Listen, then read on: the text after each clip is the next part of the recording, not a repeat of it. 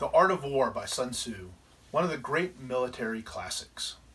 However, the title of this book is not The Art of War, and it wasn't written by Sun Tzu.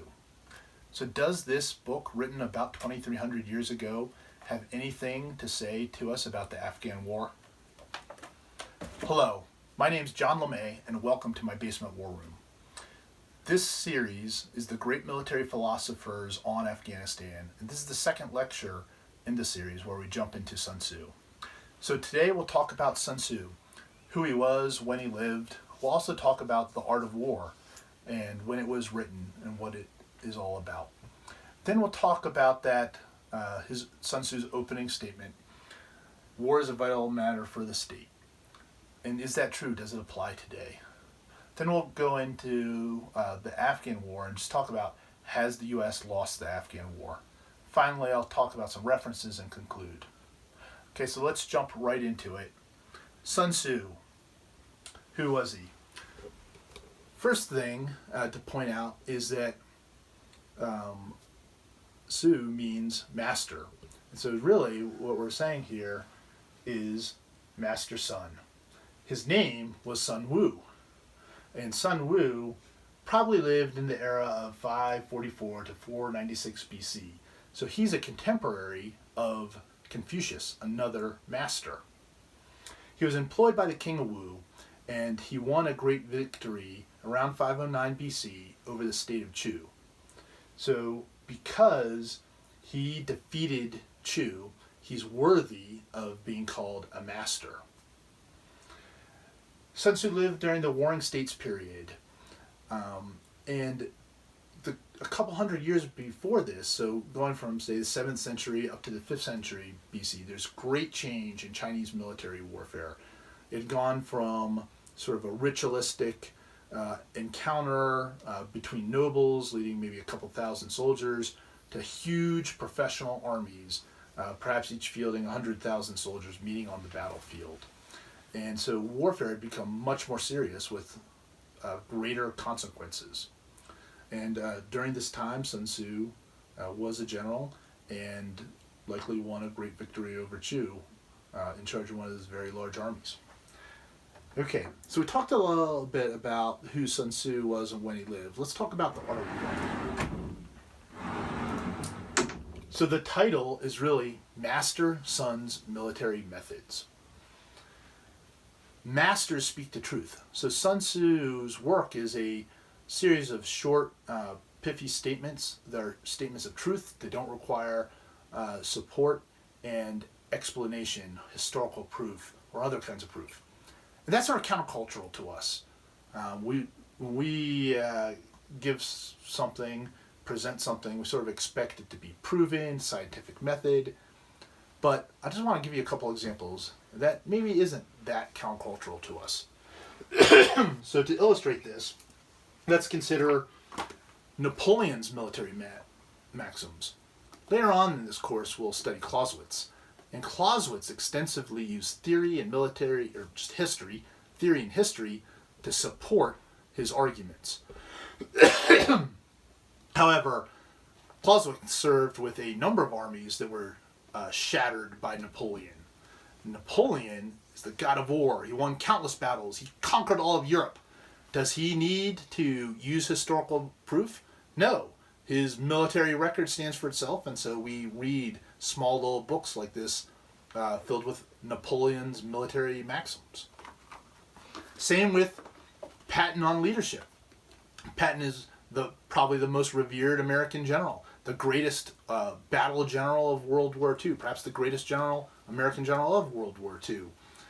And do we need Patton to prove his leadership principles? No, his record in World War II stands for itself. We're all eager to read about Patton's leadership principles. And so those two examples from our culture maybe help us understand how Master Sun would not need to elaborate on any of his principles.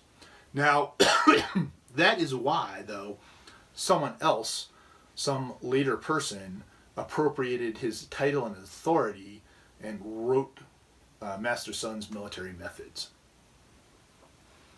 Okay, briefly, when I go through this, I'll be using Giles' translation from 1910, a Griffith translation from, say, 1960, and then more recently, from the late 90s, a Amos translation. The first two only have 13 chapters, but in 1972, there was a archaeological discovery, and a much older version of the text was found that contained parts of 5 additional chapters. So Amos has 18, and I just want to point that out up front as we get into this.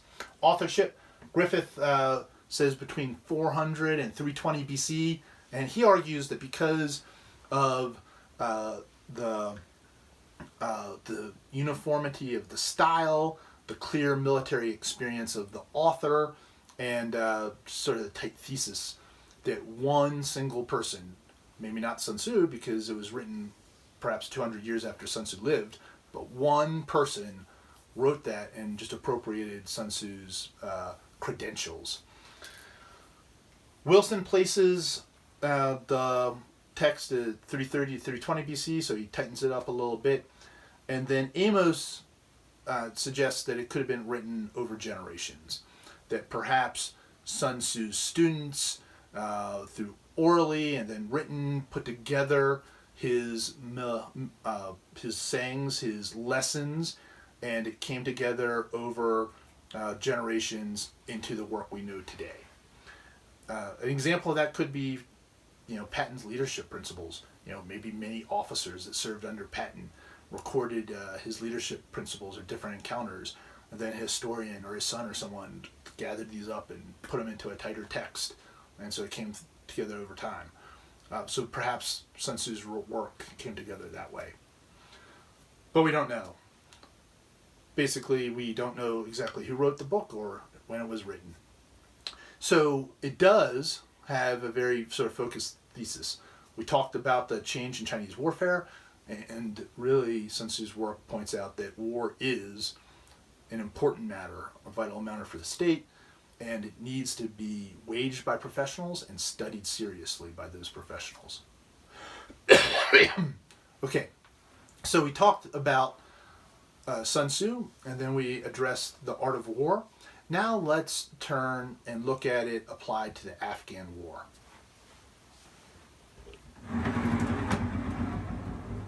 So Sun Tzu's opening statement is, war is a vital matter of state. It is a field on which life or death is determined, and the road that leads to either survival or ruin, and it must be examined with the greatest care. That strikes me as true. When I read that, I want to say, yes, absolutely. However, my perspective, as I first consider that, is very tactical and that of a soldier. So I've stood next to one of my soldiers as he died of the wounds. And I can attest to you that war is a matter of life and death. And so when I read this, I read, war is a vital matter of the state. It is a field on which life or death is determined for soldiers, and the road that leads to either survival or ruin for soldiers, it must be examined with the greatest care by soldiers. I don't think, as I step back and reflect on that, that's what Sun Tzu's saying there. Clearly says state in the first sentence. And I think he really means all of this for the state. So war is a field on which life or death is determined for the state, and is a road that leads to ruin for the state. It must be studied carefully by the state. And so let's look at that in a couple different contexts. The first is his own time. During the warring states period in China, it's absolutely true, because they had multiple of what we would call today near peer competitors right next to each other. So 6 or 7 about equal states, each that could field these significant armies of 100,000 or so infantry soldiers, each capable of destroying the other one. So it's a serious business when your neighbors can destroy you. So yes, it's the way he wrote that for the state is true during his time. For other people today or other eras of history, certainly true. So let's consider Afghanistan back in 2001 for the Taliban. It's the Afghan Taliban. In 2001, they'd make the decision not to hand over Osama bin Laden or cooperate with the United States. And they effectively go to war with the United States. I believe they understood what their actions were going to result in. And their state, as they knew it at that time, is then destroyed by the United States. They're all sort of run out of Afghanistan, many of them killed, and an entirely new form of government is created. So it was a vital matter for the Afghan Taliban in 2001. Now let's look at it from the perspective of the United States. Well, if we have a near-peer competitor, could be Russia, could be China, may say they are, maybe they will become in time. But in either case, we have the Atlantic and the Pacific Ocean between us and them. So it's very difficult, short of an exchange of nuclear weapons, to see how they're a real threat to us. Certainly they can affect our allies, they can do other things, but but is war really going to lead to the survival ruin of the United States? It's questionable. So, and if we step away from Russia and China, if we look at, say, Vietnam, Afghanistan, and Iraq, all three wars I'd argue we've lost. Was it a vital matter for the state? No, we've lost those three wars and the United States goes on strongly. So, in our current position, with our geographical strength, with our predominance of power, I'd say that this statement by Sun Tzu does not apply to the United States today. Not let's break that down just a little bit. Let's talk about the Afghan War in particular and the costs associated with it. This is not all inclusive, but the first I'll talk about is casualties. And so I want to let you know before I take this sort of statistical, impersonal, whatever look at people dying, that's not how I view death. I view every life as infinitely valuable, can't be quantified, and I have some personal experience with death and war, and so I'm not under valuing any life lost. But I am trying to step back from a bigger perspective and take a look at a bigger perspective than that which I've lived and try and consider Sun Tzu's statement. Okay, so about 2,300 U.S. military members have died in the Afghan War. About 1,700 U.S. civilian contractors have died in the Afghan War. So on the order of 4,000 Americans have died in the Afghan War. Is that significant when we have a population of 329 million citizens? 329 million people, loss of 4,000. Is that significant? Also, during the same time, so 2001 to now, we've lost on the order of 681,000 Americans killed on the road. 681,000 dead on the road. Knowing that number, is any American going to not drive tomorrow? Do any of us choose to avoid the roads, to not use our automobiles? Does 681,000 Americans dying on the roads from 2001 to 2019 affect our country, how we view transportation, any of that? And the answer is no. Pretty much no. Now, certainly we have reasonable safety measures and laws, and we try and make cars safer. And that's just like saying, hey, we train soldiers before they go to war. Yes, absolutely. We do those things. But we're not going to stop driving our cars. 681,000 people dying on the roads has not changed that. And so I just grab that huge number just to say, okay, I don't think 4,000 soldiers dying has really had that much of an impact on America. Okay, so next sort of number, cost. 1.5 trillion spent on the Afghan War. That number is debatable, it's questionable. It's very difficult to split the Afghan War from the Iraq War. It's difficult to split our war spending from just regular military spending.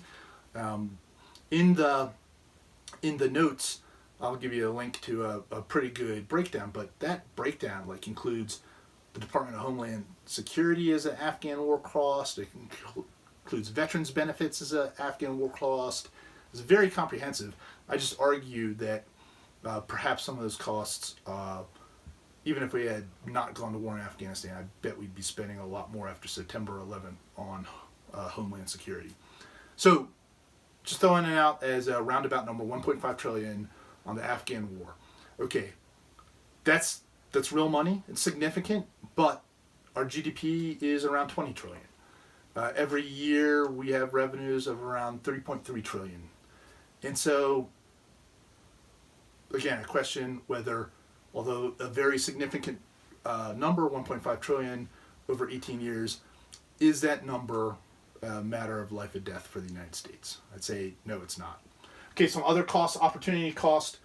The first thing I think about opportunity cost is perhaps Russia's invasion of Georgia and the Crimea. So if we hadn't been involved in Afghanistan and maybe been more forward in Europe, more forces available, perhaps Russia would have made a different choice. And there's other opportunity costs from the war that we could look at. But again, are Russia's actions in Europe a matter of life and death for the United States? No, they're not. Otherwise, we would have chosen to do something about it. So again, opportunity costs. Finally, our reputation, our soft power has potentially decreased. But even though that's likely true, the Atlantic and Pacific Oceans haven't gone anywhere. They're still there. So not a matter, not a road to ruin for the United States. So as I look at Sun Tzu's statement there, in many situations, and certainly in his time, it's applicable, but I do not believe that most wars right now are a matter of life and death for the United States, or a road to survival and ruin. Because we're fighting them, we're losing them, and it really is not impacting America that much. Okay, during this lecture and in the first one, I've said a couple times that we've lost the Afghanistan war, we're losing the Afghanistan war, and so I want to dive into that because it's certainly debatable. That's certainly could be other perspectives on it. So now that we've talked about Sun Tzu's first statement, let's talk a little bit about the Afghan war. Okay, as we go through this series, I expect in some of the other theorists, or maybe later on in Sun Tzu, that we'll really get down into how we generate war aims and talk about that for Afghanistan much more in depth. For this quick argument that I'm going to give you, I'm just going to state what our war aims are in Afghanistan. And so they are an Islamic Republic, allied to the United States, able to control its own territory. Now let me break down each of those. First, Islamic Republic. And, a republic is certainly our goal. Was an Islamic one our goal? Was that a war objective? I don't know, but we established one pretty quickly. And just, I didn't want to just say republic when it's so clearly an Islamic republic. So let me just read you a little bit from the Afghan Constitution. So the preamble of the Afghan Constitution. In the name of Allah, the most beneficent, the most merciful, praise be to Allah, the cherisher and sustainer of worlds, and praise and peace upon Muhammad, his last messenger, and his disciples and followers. We, the people of Afghanistan, believing firmly in Almighty God, relying on His divine will and adhering to the holy religion of Islam. Then goes on for a bit through the preamble. Then Chapter 1, Article 1, Afghanistan shall be an Islamic Republic, independent, unitary, and indivisible state. Article 2, the sacred religion of Islam is the religion of the Islamic Republic of Afghanistan. Then it goes on from there. So I actually don't have much of a greater point in that, other than say we didn't build a republic, definitely an Islamic Republic. Okay, so right now, the United States is negotiating with the Taliban, and it's probably going to be three big outcomes from that negotiation. It's going to be something along the lines of hey, the Taliban is going to renounce violence.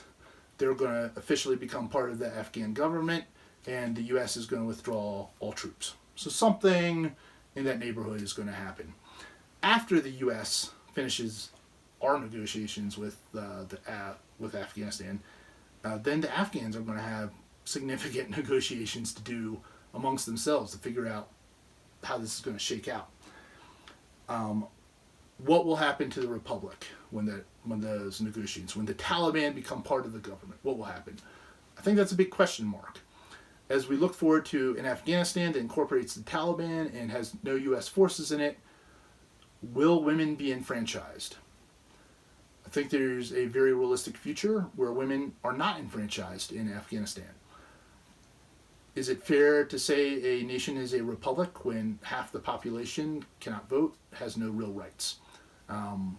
So question for you. So I would say that Islamic Republic, the objective of Islamic Republic is in significant risk in the future as the Taliban becomes part of the government and women likely lose their franchise. Okay, second, allied to the United States.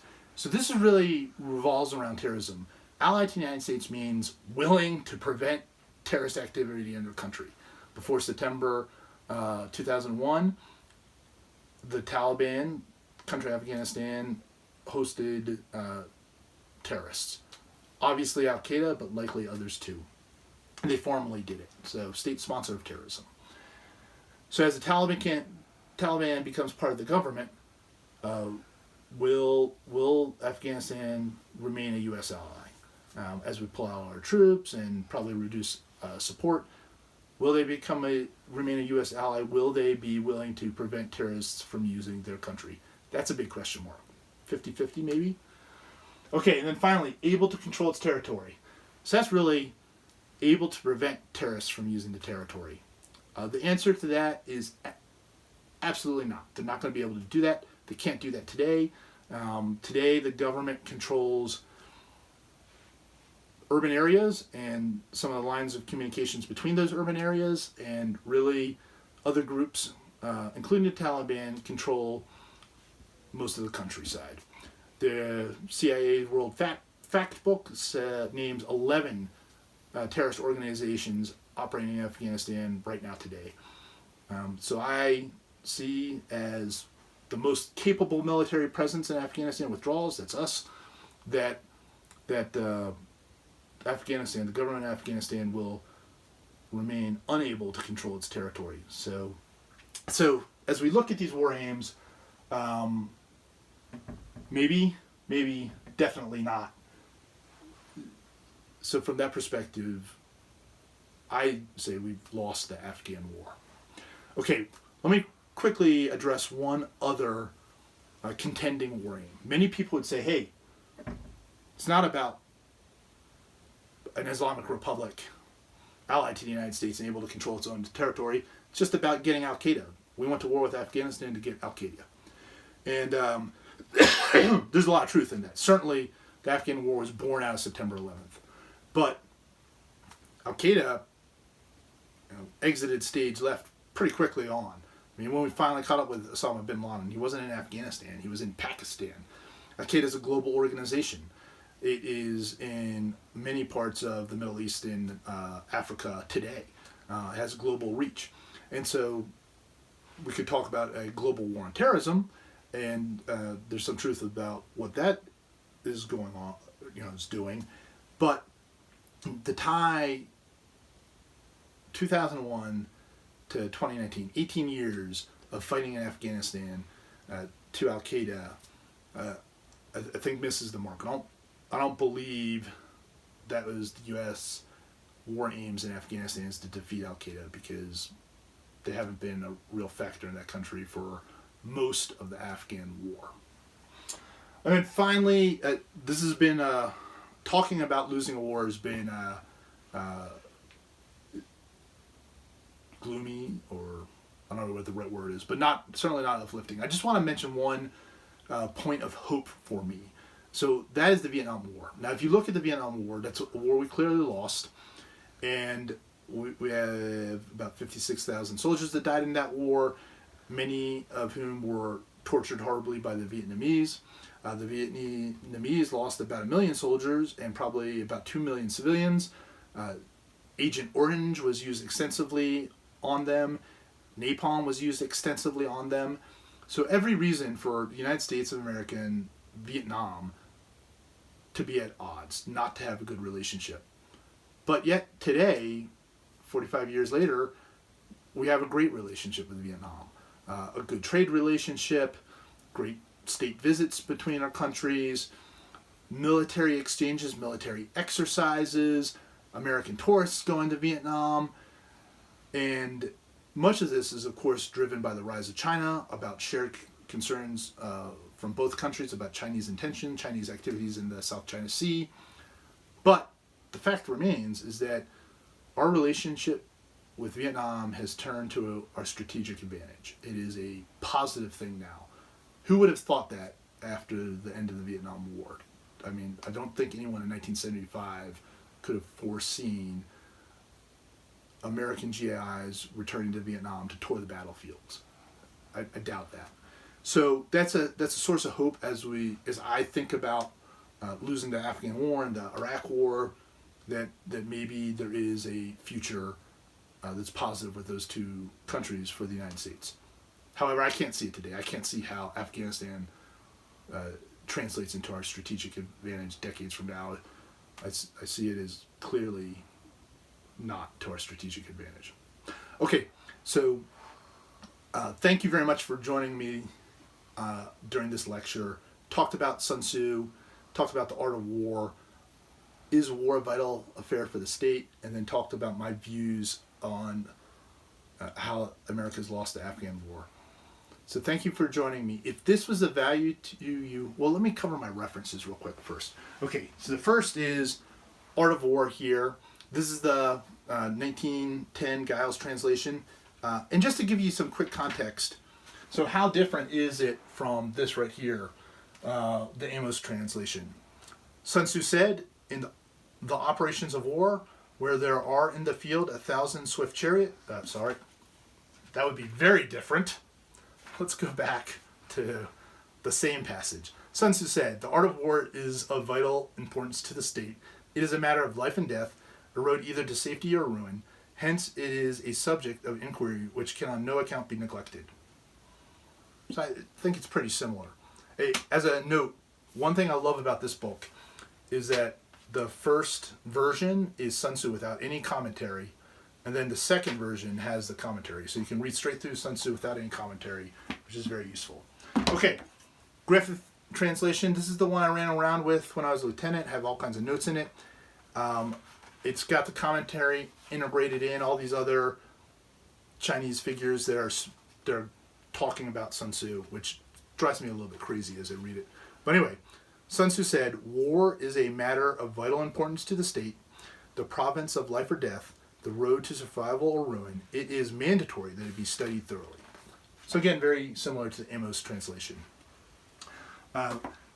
Amos I have on Kindle, so I don't have a copy to show you, but that's my primary reference. It's the most recent with the additional 5 chapters. Another fantastic reference is Masters of War by Wilson. Wilson also has, Professor Wilson also has a series that's just Sun Tzu. So these are on the Great Courses Primaria video lecture series. He has 2. Very good. Okay, so if this has been of use to you, please like and follow on social media. The videos are on YouTube, Facebook, and LinkedIn. And then the website is simply thebasementwarroom.com. Thank you very much for joining me today.